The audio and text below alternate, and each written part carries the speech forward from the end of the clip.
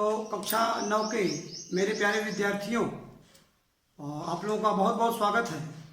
आज एक नए पाठ के साथ, जैसा कि आप देख सकते हैं यहाँ पर हिंदी भाषा में पाठ है शब्द निर्माण। इसके पहले आपने जो पाठ पढ़ा उसके 3 वीडियो क्रमशः आपको प्राप्त हुए होंगे। वाक्य भेद रचना के आधार पर क्लास 10th के सिलेबस में है, मैंने उसी से बताया। इसलिए आपको वाक्य भेद में केवल अर्थ के आधार पर वाक्य 8 भेदों पर चर्चा आपसे की गई।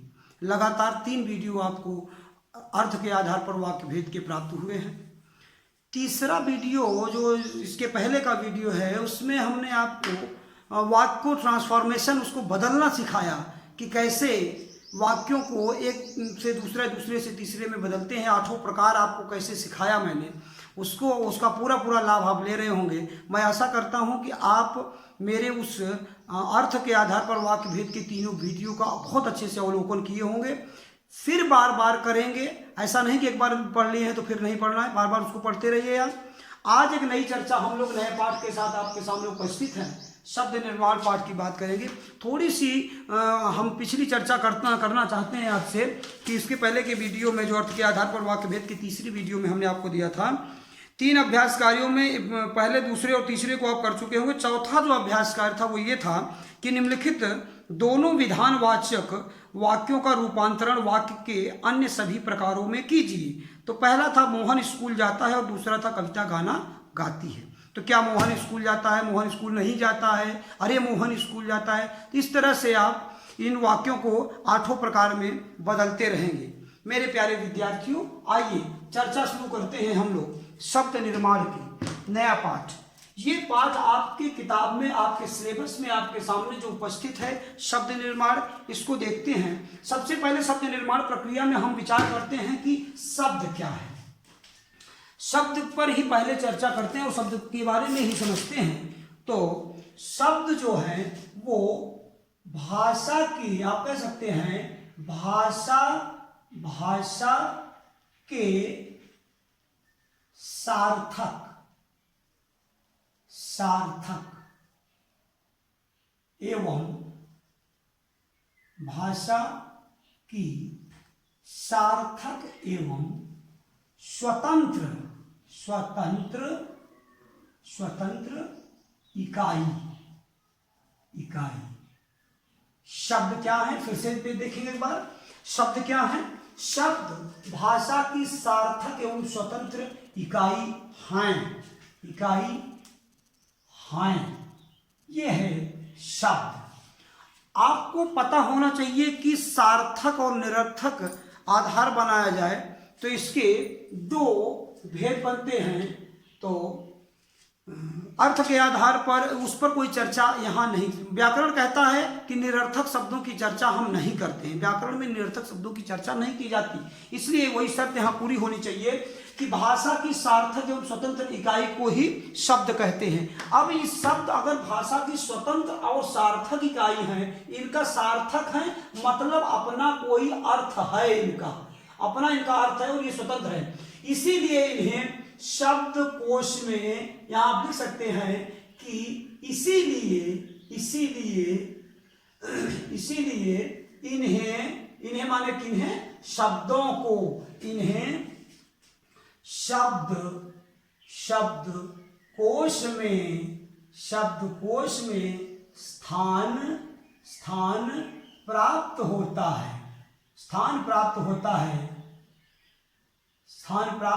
है और आप शब्दकोश में जाकर इनके अर्थ को देख सकते हैं और जान सकते हैं।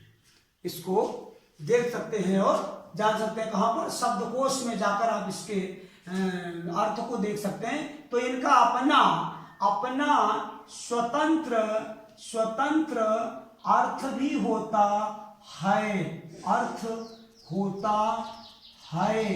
मेरे प्यारे विद्यार्थियों, जैसा कि मैं समझ रहा हूं, आपको समझ में ये बात आ रही होगी कि शब्द क्या है। शब्द भाषा की सार्थक एवं स्वतंत्र इकाई है। इसलिए इन्हें शब्दकोश में स्थान दिया जाता है, शब्दकोश में स्थान दिया जाता है, प्राप्त है। अपना स्वतंत्र अर्थ रख होता है इनका शब्दों का, तो ये शब्दों के 2, 3, 4 शर्त है। आप सब इन शर्तों पर ध्यान देंगे कि शब्दकोश में स्थान, अपना स्वतंत्र अर्थ, स्वतंत्र इकाई, सार्थक अर्थ, तो ये बात है, इसीलिए इन शब्दों की बात यहाँ पर की जाती है। अब एक नया बिंदु आता है पाठ, जैसा कि शब्द निर्माण आप देख ही रहे हैं। अब इस शब्द को समझ, अब मेरे हिसाब से आप शब्द को समझ चुके होंगे। शब्द भाषा की लघुतम स्वतंत्र इकाई होते हैं जिनका अपना स्वयं का अर्थ होता है। इनका अपना स्वयं का अर्थ होता है, इसीलिए इन्हें शब्दकोशों में स्थान दिया जाता है और शब्दकोश में जाकर हम हर शब्द का अर्थ उसको जान सकते हैं। निरर्थक शब्दों की चर्चा व्याकरण में नहीं होती। निरर्थक, जैसे निरर्थक व्यक्तियों की का कोई महत्व नहीं होता है, ऐसे ही निरर्थक आप जीवन में हैं, यदि आप हैं दुनिया में तो आपका कोई अर्थ होना चाहिए ना, तो इसलिए आपका तभी महत्व है। तो इसलिए ऐसे ही शब्द भी हैं, निरर्थक शब्द हैं तो उनका कोई महत्व व्याकरण में नहीं है। यहाँ हम सार्थक शब्दों की बात करते हैं। पद क्या है? नेक्स्ट जो अगला बिंदु आता है वो पद। तो पद है इन्हीं शब्दों का, आप कह सकते हैं कि शब्दों का प्रयोग, मैं मेरे प्यारे बच्चों ध्यान देंगे कि शब्दों का प्रयोग जब वाक्य में, कहां पर? वाक्य में किया जाता है तो वे पद कहलाते हैं। वे क्या कहलाते हैं? वे पद कहलाते हैं। एक बार इसको मेरे साथ समझने की कोशिश आप करेंगे। यहां कह रहे हैं पद क्या है, तो शब्दों का प्रयोग जब वाक्य में किया जाता है तो वे पद कहलाते हैं। उदाहरण के लिए मैं बता दूं, जैसे आप देख सकते हैं यहां, जैसे वह स्कूल जाता है। प्यारे बच्चों एक बार समझने की कोशिश करेंगे। स्कूल क्या है? एक शब्द है। वह क्या है? ये शब्द है। जाता क्या है? क्रिया है, ये भी एक शब्द है। आप देखेंगे वर्णों का सार्थक समूह शब्द है। फिर आप देखिए यहाँ कह रहे हैं कि शब्दों का प्रयोग जब वाक्य में होता है, हमने कहा पानी क्या है? एक शब्द है, लेकिन हमने कहा मुझे पानी, एक गिलास पानी दे दो, मुझे एक गिलास पानी चाहिए, तो पानी शब्द का प्रयोग जब आपने वाक्य में कर लिया तो ये आपका पद बन गया। मेरे हिसाब से आप समझ चुके होंगे, कोई भी स्वतंत्र शब्द, सार्थक शब्द जो अपना अर्थ रखता है, उसका प्रयोग जब वाक्य में, सेंटेंस में, फुल सेंटेंस में कर लेते हैं तो उसे पद कहते हैं। अगर आप शब्द और पद को दोनों को समझ चुके हैं, वर्णों की सार्थक इकाई जिसका अपना स्वतंत्र अर्थ होता है, इसीलिए इन्हें शब्दकोश में स्थान दिया जाता है और ये अपना स्वतंत्र अर्थ रखते हैं, इनका अर्थ को देखा जा सकता है। फिर पद क्या है? शब्दों का प्रयोग जब वाक्य में किया जाता है तो वे पद कहलाते हैं। अगर आप शब्द और पद को समझ चुके हैं तो मैं एक कदम आगे बढ़ता हूं और आपको समझाता हूं कि कैसे शब्दों का निर्माण किया जाता है। मेरे प्यारे विद्यार्थियों, आप समझ सकते हैं शब्दों का निर्माण 3 प्रकार से किया जाता है। कैसे कैसे किया जाता है? नंबर एक लिखेंगे उपसर्गों द्वारा शब्द निर्माण। दूसरा देखेंगे प्रत्यय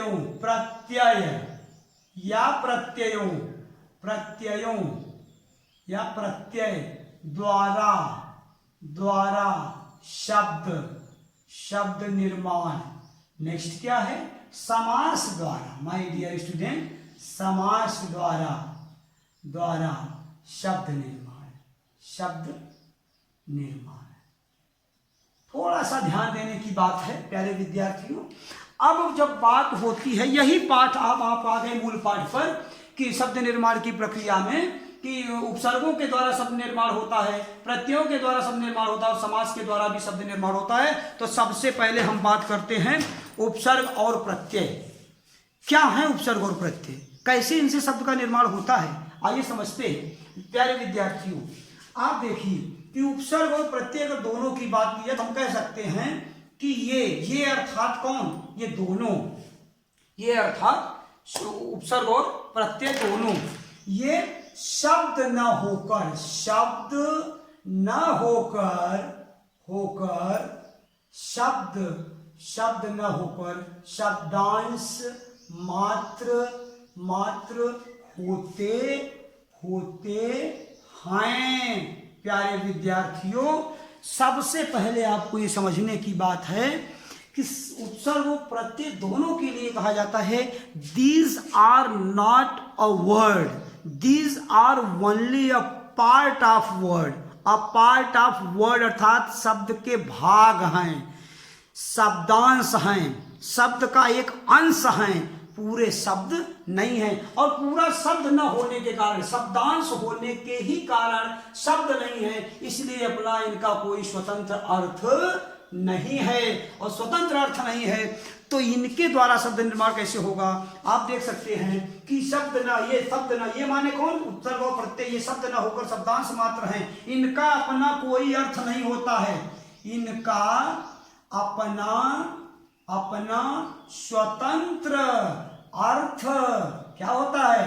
अर्थ नहीं होता है, नहीं होता, नहीं होता है।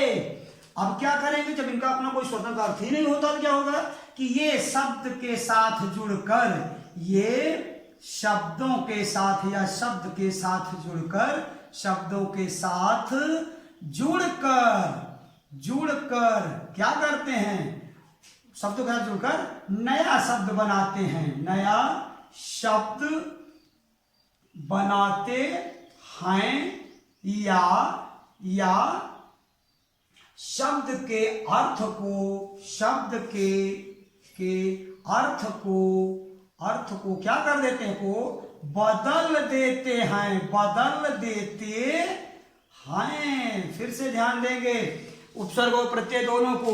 प्यारे विद्यार्थियों, हमने आपसे ये कहा है कि ये शब्द न होकर शब्दांश मात्र हैं, होते हैं, और शब्दांश मात्र होते इसलिए इनका अपना कोई अर्थ नहीं होता है। जब इनका अपना कोई अर्थ नहीं होता है तो ये शब्दों के साथ जुड़कर नया शब्द बनाते हैं, और नया शब्द भी बनाते हैं, और ये काम और भी करते हैं कि शब्द के अर्थ को बदल भी देते हैं कभी कभी। सुविधा के अनुसार या तो ये नया शब्द बनाएंगे या तो शब्दों के अर्थ को बदल देंगे। अब हम चर्चा करते हैं उपसर्ग की। उपसर्ग पहले ही आप जान चुके हैं कि ये दोनों के दोनों शब्दांश हैं।